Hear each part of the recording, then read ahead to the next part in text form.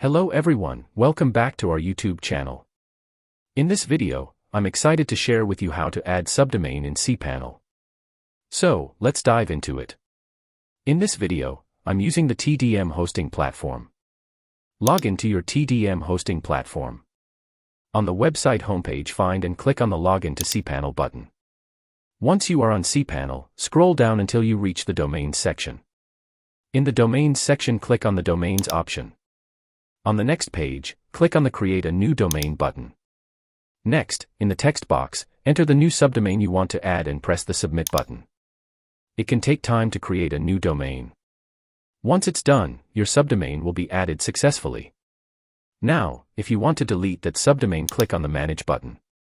Next, click on the Remove Domain button, then again tap on Yes, remove this domain to confirm it. And there you have it.